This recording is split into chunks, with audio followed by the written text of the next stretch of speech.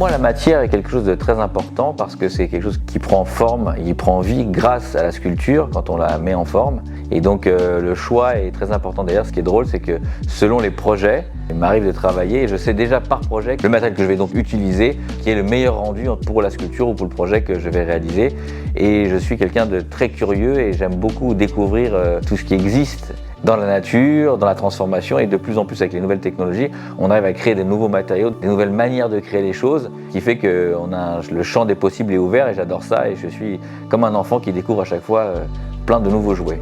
Dans mon travail, j'utilise beaucoup une forme de cubisme, donc le travail des facettes, de la réflexion de la lumière, un peu inspiré par le diamant finalement avec ses 64 côtés. Ma création s'inscrit dans le temps.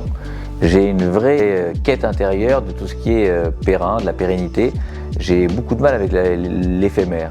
Puis c'est dans l'éphémère qu'il y a du gâchis. Donc effectivement, on se soucie aussi de ce que vont devenir ces œuvres, de comment elles vont être intégrées à la planète.